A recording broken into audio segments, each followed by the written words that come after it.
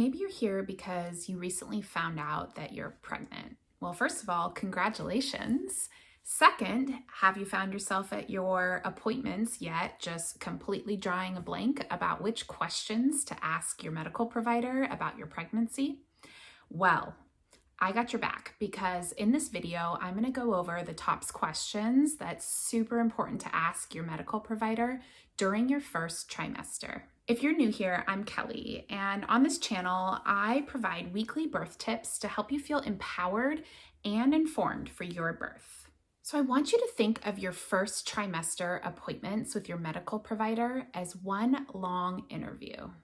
I don't want you to prepay any anticipated fees during your first trimester. That is a way to get stuck with one provider. Or if you do, make sure you know their refund policy. Because once you start asking critical and poignant questions to your provider, you might just realize that you haven't really picked the right one the first time. And that's normal. Think about all other aspects of your life. This is a big deal, birthing your baby, and it might take a few tries to find the right provider, and that's okay. Because you are a customer and your provider is a business. You are hiring them to support you in your birth. Birth is not a one-size-fits-all situation. And just because your friend, sister, mom, neighbor loved their OBGYN or midwife doesn't mean that you will love them too.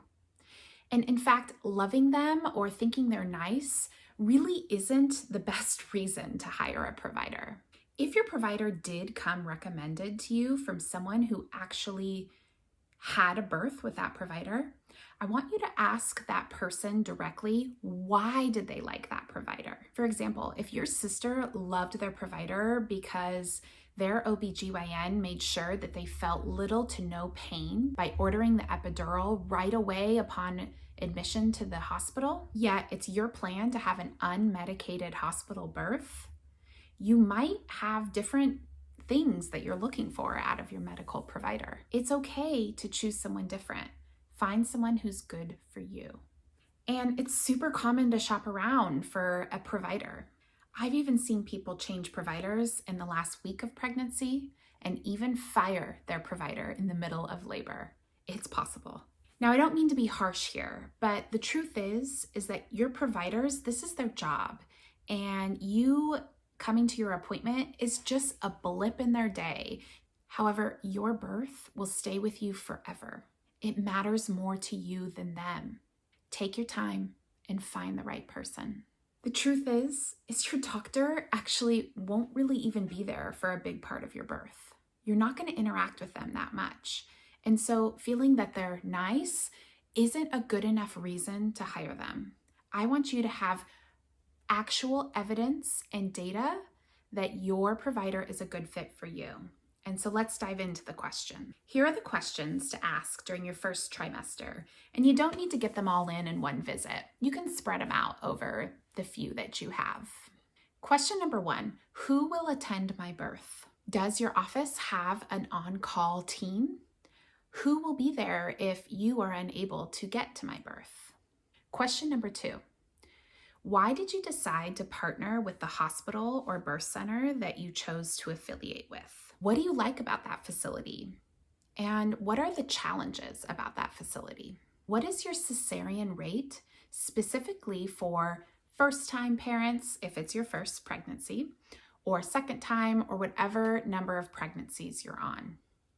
Ideally, the cesarean rate for your provider should be under 20%, ideally closer to 15%, unless it's your preference to have a cesarean birth. In fact, if you are choosing to have a cesarean birth, you're going to want to have a provider who has a high cesarean birth rate because they'll be more experienced in it. But if you want to avoid that, if possible, look for a provider with a low cesarean rate. Question number 4, what kind of genetic screening do you recommend that I have during pregnancy?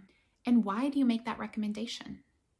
And question number 5, if you are aiming for an unmedicated birth, I want you to ask your provider how they support their patients who have a goal of an unmedicated birth. Ask them how often do they support people with the goal of having an unmedicated birth. Ask them if they have any recommendations for you on how to prepare yourself for an unmedicated birth. What are the reasons that would prompt you to recommend I have an induction?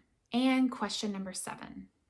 How do you support the pushing stage? What do you believe are the best ways to minimize tearing and trauma to the pelvic floor during pushing? Do you require me to push on my back, or will I have the option to push in a variety of positions? If I do have a variety of positions at my disposal, will you allow me to deliver my baby not on my back? If you ask these questions, the answers that you receive will help you gain immense clarity over if you're with the right medical provider or not. And listen, if you're in your first trimester, it is not too early to start working on a birth plan. You won't have your birth plan done in your first trimester, but beginning the process will help you see which questions to ask and help you create a vision for your birth. I have a free birth plan template that is linked in the description box below. And when you sign up for this template, you'll be emailed a link to Canva.